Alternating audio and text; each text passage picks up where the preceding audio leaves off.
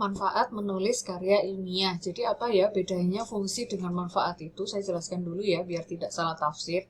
Fungsi itu mengarah pada proses. Jadi kalau fungsi menulis karya ilmiah berarti apa sih keuntungan yang kita dapatkan pada saat kita sedang proses menulis karya ilmiah? Itu fungsi. Tapi kalau manfaat itu mengacu pada hasil. Jadi prosesnya sudah kita lalui, lalu kita mendapatkan hasil apa? Nah, hasil itulah yang dinamakan dengan manfaat. Nah, sekarang manfaat menulis karya ilmiah itu yang pertama.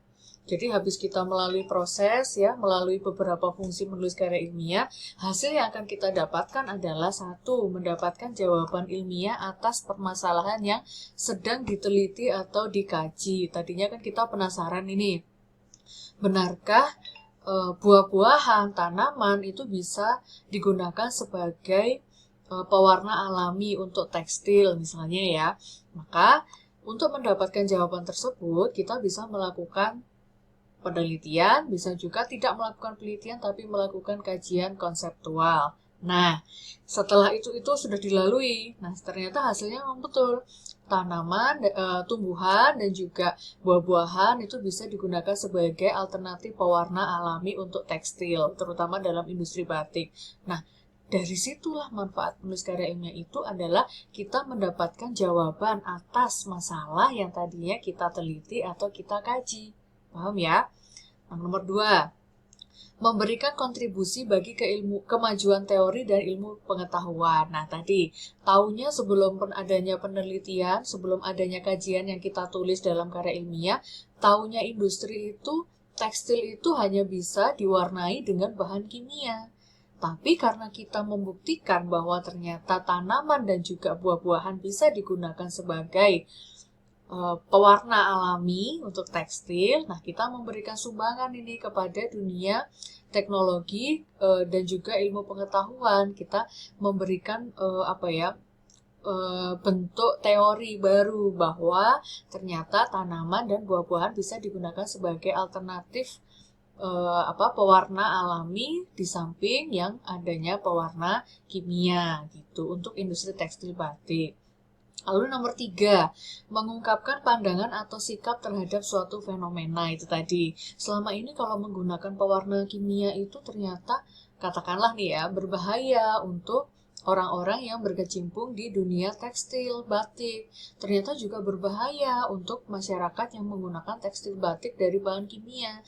Nah, dari situ, dari hasil kajian teori kita, dari hasil kajian konseptual dan penelitian kita, ternyata kita menemukan nih suatu pandangan atau sikap bahwa ternyata pewarna pada tekstil itu bisa kita ganti dengan yang bersifat alami, yaitu dari tanaman dan juga buah-buahan. Itu maksudnya nomor 3. Yang nomor 4, mencari kebenaran. Jadi selama ini misalnya orang bertanya-tanya ya, benar nggak sih tanaman dan juga buah-buahan itu bisa digunakan sebagai bahan pewarna alami pada tekstil batik? Nah, kita melakukan penelitian. Kita melakukan kajian konseptual untuk menjawab itu benar atau tidak. Nah, setelah hasilnya diperoleh, lalu kita tulis menjadi karya ilmiah dan dipublikasikan, terkuaklah kebenaran bahwa betul tanaman dan buah-buahan bisa digunakan sebagai bahan alternatif untuk pewarna tekstil batik. Kemudian nomor 5, eksistensi. Eksistensi siapa? Eksistensi dari si penulis artikel ilmiah. Jadi kita itu akan dikenang dalam keabadian ya, dalam video saya sebelumnya. Akibat kita banyak menulis karya ilmiah dan dipublikasikan, lalu tulisan kita itu ternyata bermanfaat untuk orang lain. Kita akan eksis dalam dunia bidang yang sedang kita geluti. Kemudian yang keenam, prestis. Kita banyak tulisan. Akhirnya apa? Prestisnya, kita dapat prestis. Kita adalah seorang penulis karya ilmiah di bidang A, B, C, D, E. Gitu. Baiknya sih satu orang itu menekuni satu bidang ya. Karena spesialisasi bidang namanya spesial itu satu. Jadi misalnya saya sendiri dari tadi cerita tentang batik, padahal bidang saya bukan batik. Dan tulisan-tulisan karya ilmiah saya itu semuanya tentang media pembelajaran. Jadi karena saya bidangnya pendidikan gitu kan, tentang media pembelajaran, tentang TPACK gitu ya, teknologi, pedagogi, knowledge. Nah itu jadi tentang bagaimana pemanfaatan teknologi dalam pembelajaran, kaitannya sama ilmu pedagogi. Itu bidang saya di situ. Nah, akhirnya apa? Saya punya prestis tuh di bidang TPACK. Kenapa? Karena ke belakang, ya kalau dirunut ke belakang dalam 5 tahun terakhir, penelitian saya semuanya tentang itu, publikasi saya semuanya tentang itu, artikel-artikel ilmiah saya semuanya tentang itu. Itulah prestis. Jadi kalau ada orang nyari ini misalnya, dalam 2 tahun ini kebetulan ya saya bekerja sama dinas-dinas pendidikan mau nyari narasumber tentang penerapan media pembelajaran. Nah, yang dicari siapa? Langsung menujunya ke saya. Nah, itu untuk yang wilayah Jawa Timur ya. Yang terakhir saya juga memberikan pelatihan untuk para pengajar untuk sekolah inklusi. Nah, itu kerjasama dengan Australian Government. Nah, itu juga memberikan pelatihan kepada guru-guru di sekolah inklusi, sama topiknya tentang TPACK, penerapan teknologi dalam pembelajaran. Nah, akhirnya itu meningkatkan prestis saya, bahwa saya ini dicapnya adalah orang yang memang bidangnya di bidang penerapan teknologi dalam pembelajaran. Itu prestis.